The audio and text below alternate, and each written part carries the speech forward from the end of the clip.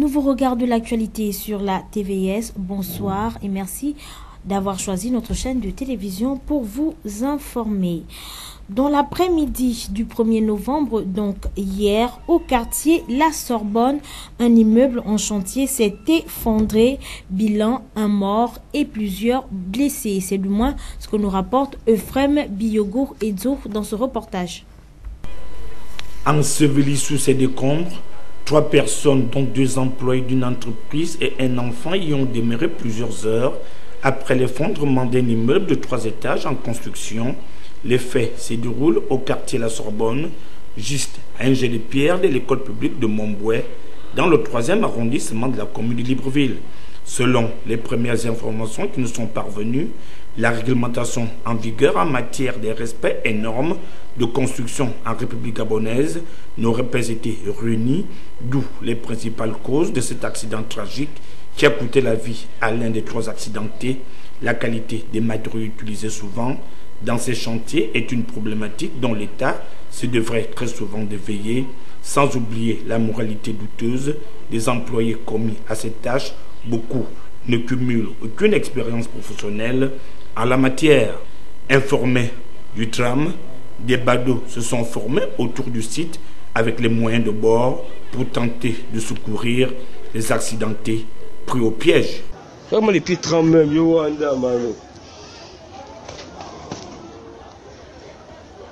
pensais que ça allait tomber sur moi. Quoi? J'étais déjà là. Je vais l'appeler parler à Bali. J'ai dit à Bali qu'il rentre. Quand j'arrive là, je vois comment ça tombe devant moi. Le Camerounais là, c'est un sorcier. Enfui sous les gravats, l'un des accidentés finira par succomber à ses blessures, alors que les 2 autres seront conduits dans une unité de soins la plus proche. D'autres habitations de la ville ne sont pas à l'abri de ce type d'accident, d'autant plus que l'ensemble des villes du Gabon demeurent en attente du nouvel ordre urbanistique prôné et vanté par Bruno Benmoubamba. Toutes nos excuses pour la qualité des images prises depuis un téléphone portable. Les forces de l'ordre présentes sur les lieux n'ont pas permis à nos reporters de pouvoir prendre quelques images. Un autre incident s'est également produit non loin de là, c'est au quartier La Pairie, dans le 2e arrondissement de Libreville. Là-bas, les habitants ont été privés d'électricité dans la nuit d'hier à aujourd'hui suite à un accident de la circulation ayant détruit un transformateur. Retrouvons cette fois-ci Pierre Parfait Mbadikumbu. Aucune perte en vies humaines n'est à déplorer, mais un transformateur de la SEG entièrement détruit. C'est le bilan de cet accident de la circulation survenu le 1er novembre 2017 en fin de journée sur cette ruelle menant à la SEG de La Pairie. Selon les témoins, le camion de la Secado, n'ayant plus de frein pour éviter une collision avec d'autres véhicules, a foncé sur le transformateur. Si le chauffeur en est sorti indemne, les habitants de La Pairie ont passé toute la nuit privés d'électricité en dépit de l'intervention des agents de la SEG. Peu d'éléments permettent à ce jour d'expliquer les raisons de cet accident, mais ils titillent la problématique de la mise en circulation de camions en mauvais état et dont les visites techniques laissent à désirer. Poursuivons cette édition d'information pour parler cette fois-ci de la vie des syndicats. En effet, suite au préavis de grève déposé le 19 octobre dernier, les agents de la Société d'énergie et d'eau du Gabon ont démarré ce jour leur mouvement d'humeur. Plus de précisions dans ce reportage que nous propose Audrey Mébiam et Fleury Asseondo. Comme annoncé lors de l'Assemblée générale du mardi 19 octobre 2017, le syndicat des travailleurs du secteur d'eau et d'électricité a démarré aujourd'hui son mouvement de protestation d'une durée illimitée sur toute l'étendue du territoire. Les points qui fâchent sont entre autres le paiement avec effet rétroactif de la 3e tranche, de la prime de logement, les allocations et autres prestations de la CNSS, l'audit sur la géolocalisation pour ne citer que cela. Le secrétaire général de Synthé Plus, de manière exhaustive, revient sur ces revendications qui pénalisent Dame SEG. Depuis, nous pouvons dire au 19 octobre, nous avons tenu une assemblée générale qui nous a exigé de déposer un préavis de grève auprès de notre employeur. Donc les mobiles sont dans le préavis, le document que je vous avais donné, qui aujourd'hui ne sont pas satisfaits. Donc la date butoir du préavis de grève, de la grève était aujourd'hui. Jusqu'à minuit, on a attendu. Nous pouvons vous dire que les négociations n'ont pas encore commencé.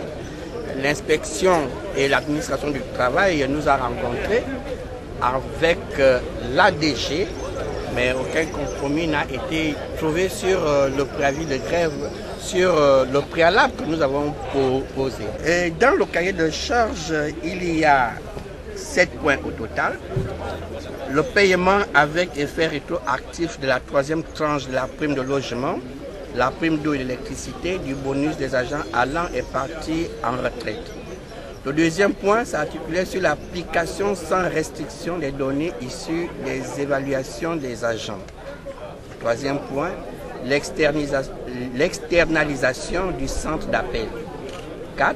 Les allocations et autres prestations de la CNSS. 5. La gestion discriminatoire des carrières des agents SOG. 6. L'application des recommandations de l'audit interne de la division bâtiments et services généraux. Et 5. L'audit sur la géolocalisation. Toutefois, le service minimum sera observé sur l'ensemble des sites de l'entreprise. Ce service se passera de la manière suivante. Nous avons élaboré un programme sur le service minimum, donc, qui est recommandé par la loi. Nous avons un service minimum sur toute la production d'eau et d'électricité à travers l'ensemble du pays, sur toute l'étendue du territoire. Nous avons laissé une équipe d'eau et d'électricité dans toutes les localités à l'intérieur, notamment Oyem, Port-Gentil, Makoko, Mouela, France-Villa, Barné, Bitam, Djolé, Tchibanga et Ntoum. Nous avons laissé le service total des ressources humaines et de la comptabilité sur toute l'étendue du territoire et la réception aux caisses et à l'accueil pour ce qui est de Libreville à l'agence du siège social. La direction générale de la Société d'énergie et d'eau du Gabon, SEG, quant à elle, reste muette face à cette situation. Le Syntéplus, pour sa part, n'entend pas faiblir avant d'obtenir satisfaction des recommandations susmentionnées. Autre mouvement d'humeur, celui des agents d'Azur Gabon. Après avoir déposé un préavis de grève, les employés de la maison de téléphonie mobile Azur Gabon sont entrés en grève générale illimitée au nombre des principaux mobiles, les nombreux mois d'impayés de salaire. Détails et précisions toujours avec Audrey Mebiam. Excédé par le mutisme de la direction générale d'Azur WeFly Gabon, qui n'a jusqu'à présent donné suite aux revendications des employés réclamant le paiement régulier des salaires et le 13e mois, les agents de cette entreprise de téléphonie mobile sont donc entrés en grève générale et illimitée. Ces derniers déplorent l'incapacité de l'équipe dirigeante actuelle à résoudre les problèmes que traverse l'entreprise. Bon, comme vous pouvez le voir à l'arrière, c'est 6 mois de salaire impayés. Bon, nous sommes en arrivés là à cause de quoi? Disons que c'est une crise profonde qui dure pratiquement 6 mois. Pas 6 mois, je vais dire 2 ans de gestion opaque de l'entreprise. Ce qui nous a conduit aujourd'hui à manifester. Surtout qu'on nous avait encore ressenti de la colère vis-à-vis de nos directions suite aux médias diffusés dans les télévisions, journaux, le fait que l'entreprise va bien alors que nous on s'est sentis frustrés au point où nous en sommes. Étant à la tête de l'entreprise depuis peu, Kringer Van, nouveau patron d'Azur WeFly Gabon, avait mis sur pied une nouvelle stratégie avec comme priorité le paiement du transporteur afin de stabiliser le signal source de profit pour Azur. Malgré cette proposition de sortie de crise, l'entreprise croule toujours sous une dette colossale. Conséquence, plusieurs mois de salaire impayés et les différentes charges comme celle de l'ARCEP, l'autorité de régulation des communications électroniques et des postes. L'administrateur général d'Azur We Fly Gabon semble ne pas considérer le cas des employés comme une priorité. Affaire à suivre.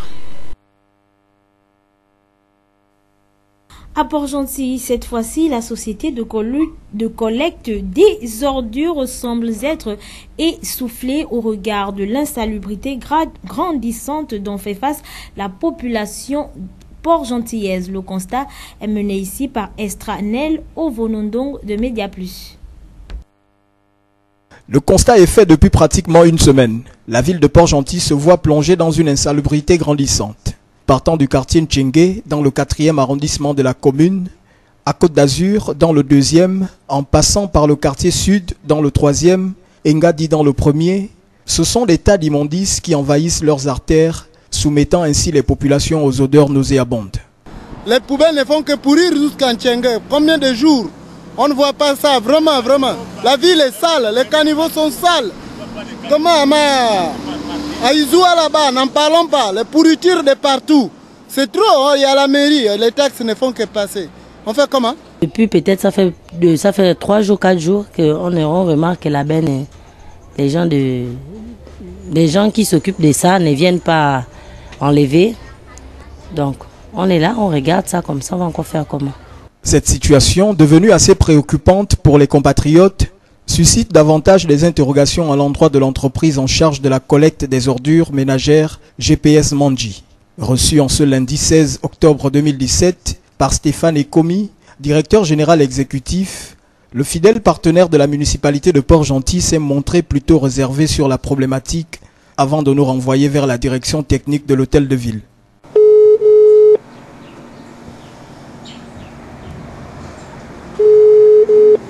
Ce sont là plusieurs coups de fil manifestés par notre rédaction, mais qui malheureusement n'auront pas eu gain de cause.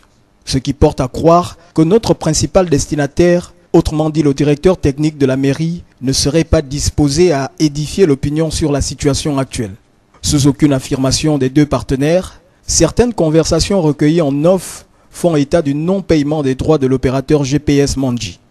La situation reste complexe alors que le conseil municipal venait de tenir sa énième session ordinaire le 12 octobre dernier.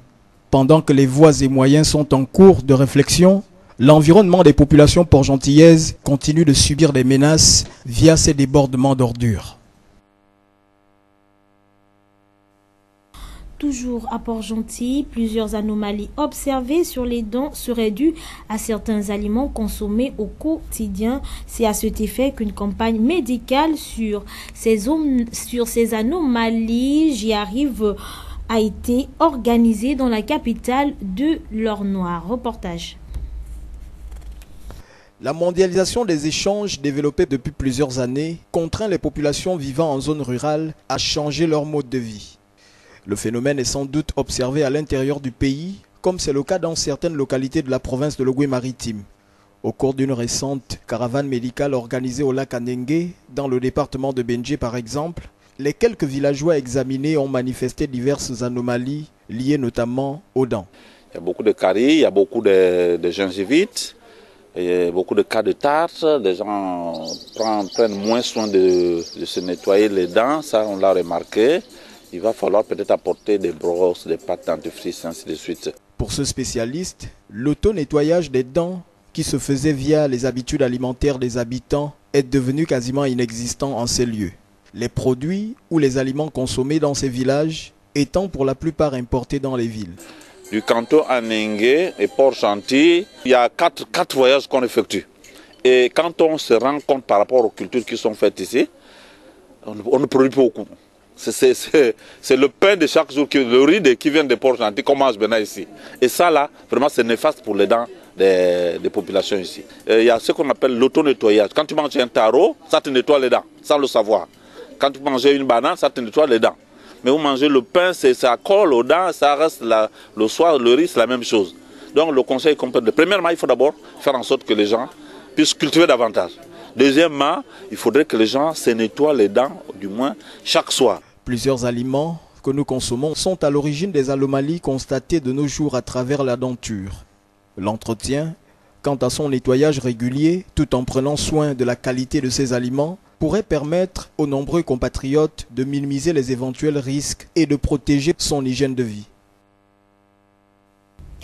Le 2 novembre de chaque année, la communauté internationale célèbre la journée de la fin de l'impunité des crimes commis contre les journalistes en Afrique. Dans de nombreux pays, l'on est sans nouvelles de journalistes, alors que dans d'autres pays, c'est la censure qui est à l'œuvre.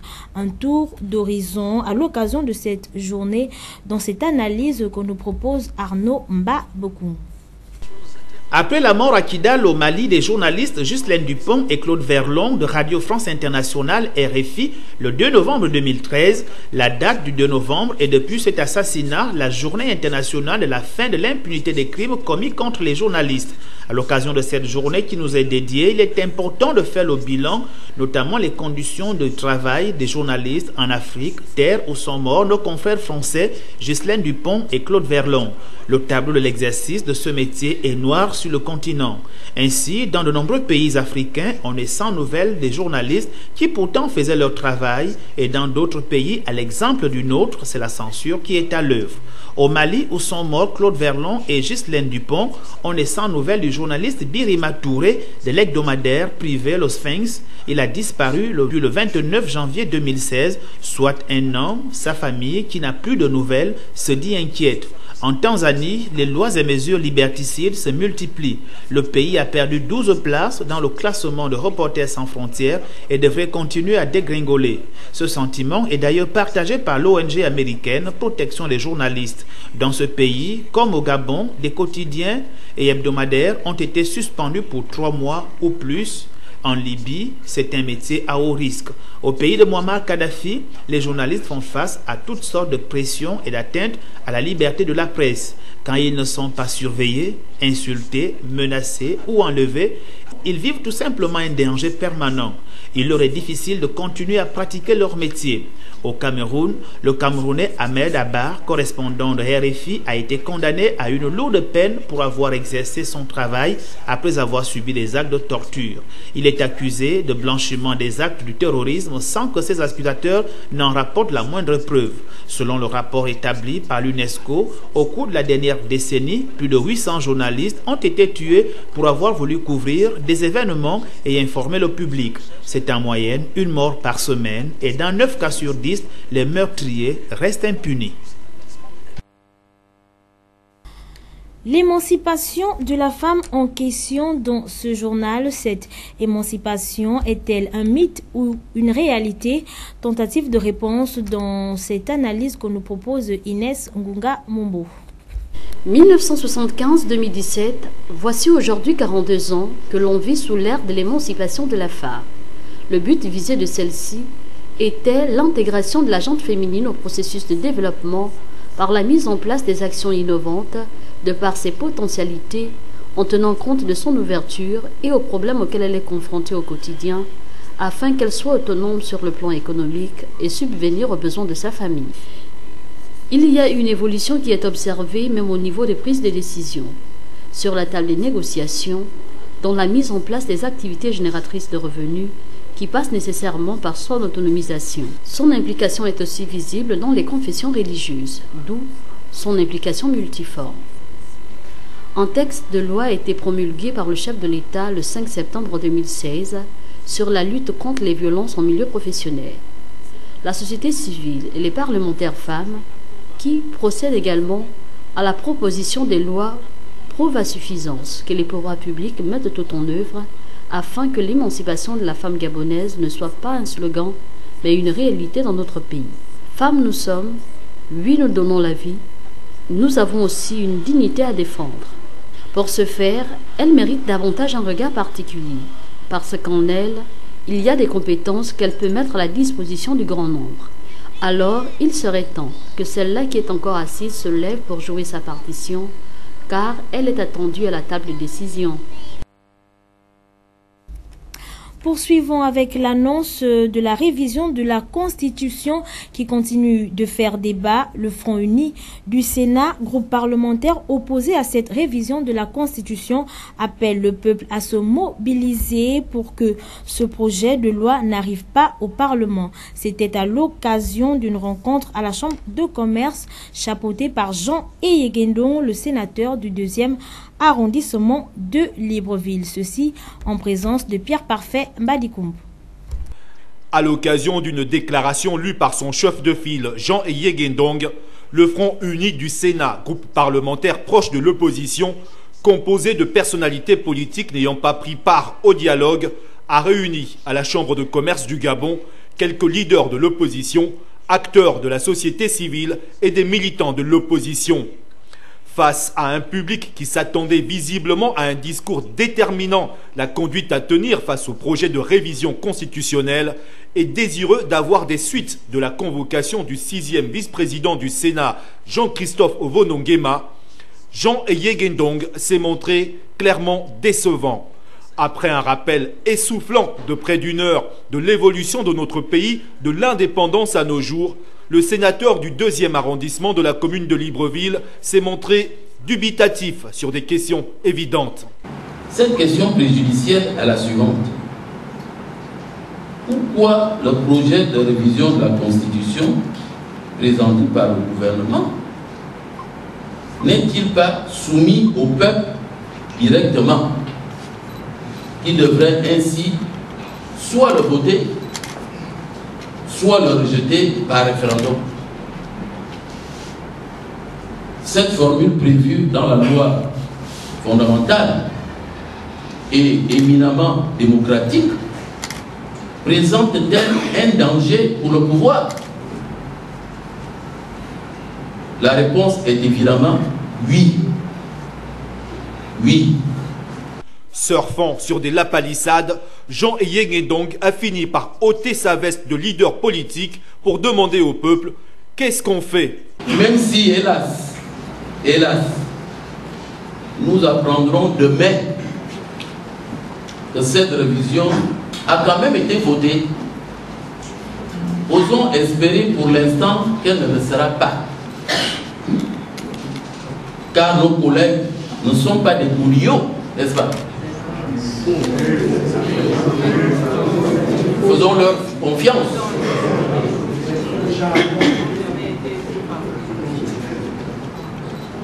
Des constitutionnalistes vont à coup sûr se pencher sur ce projet de texte. Mais son examen impose une question préjudicielle de nature juridique et politique. La question de la révision constitutionnelle divise la classe politique gabonaise. Pour le Front uni du Sénat, c'est au peuple de se mobiliser pour que le projet de loi n'arrive pas au Parlement, où, on le sait, le parti au pouvoir demeure incontestablement majoritaire.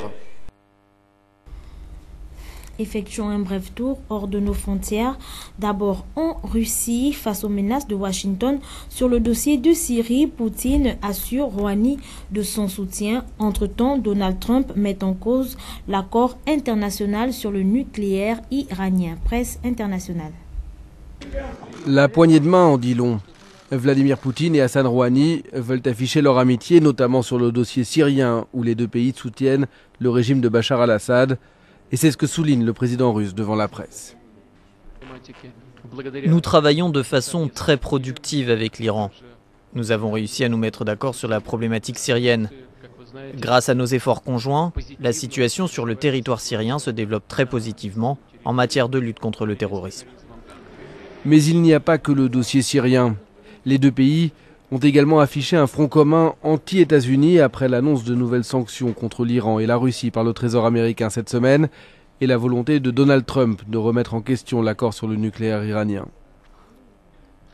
La visite de Vladimir Poutine a également permis des rapprochements économiques. Le président russe a notamment assisté à un sommet tripartite avec l'Azerbaïdjan. Des projets communs dans le domaine des hydrocarbures ou du ferroviaire pourraient voir le jour. Nous avons décidé de connecter le port iranien de Bandar Abbas à Helsinki, de relier l'Asie à l'Europe est de passer par l'Azerbaïdjan, la Russie et les pays d'Europe de l'Est et d'Europe du Nord. Pendant sa visite, Vladimir Poutine a également rencontré le leader suprême, l'ayatollah Ali Khamenei. Le président russe n'était plus venu en Iran depuis 2 ans. Aux États-Unis, on parle de cette attaque à Manhattan inculpée. Le suspect assure son allégeance auprès de l'État islamique. Presse internationale. Face aux juges et aux enquêteurs, Saïfullo Sepov assume son geste. L'Ouzbek de 29 ans se dit même satisfait. La justice a ainsi acquis la certitude qu'il préparait l'attaque depuis environ 1 an, mais ce n'est qu'il y a 2 mois qu'il s'est décidé pour un attentat au camion bélier. L'homme a précisé avoir loué un camion le 22 octobre pour s'entraîner et choisi le jour d'Halloween pour faire le plus de victimes possible. La plainte déposée aujourd'hui accuse Saipov de 2 chefs d'accusation. Premièrement, l'appui matériel d'une organisation terroriste qui est l'EI. Et deuxièmement, une accusation fédérale de violence et de destruction d'un véhicule avec un mépris délibéré pour la sécurité de la vie humaine qui a entraîné de multiples morts. La police a annoncé avoir retrouvé des écrits en arabe mentionnant l'organisation État islamique à proximité du pick-up, des mots dont Sepov a reconnu être l'auteur. Les enquêteurs cherchent encore à comprendre comment cet Ouzbek arrivé aux États-Unis en 2010 s'est radicalisé. Connu pour des infractions au code de la route, Sepov n'a jamais fait l'objet d'une enquête pour radicalisation. Dans son interrogatoire avec les forces de police mardi soir et ce mercredi, Saipov aurait admis avoir été inspiré par les vidéos du groupe État islamique et qu'il avait planifié cette attaque depuis 2 mois. Les autorités locales ont aussi annoncé que le second suspect originaire d'Ouzbékistan, recherché dans la journée, a été retrouvé sans donner plus de précisions. Donald Trump, dans un tweet, a réclamé la peine de mort. Saïfullo Sepov est officiellement considéré par la Maison-Blanche comme un combattant ennemi, une formule très spécifique qui désigne en premier lieu les détenus emprisonnés sur la base de Guantanamo. Une formule qui confirme ainsi la volonté du président américain de le transférer dans cette prison très haute sécurité. En expression libre, Rosine Ongoué a baladé son micro en posant la question suivante: quelle est la durée du mandat d'un maire?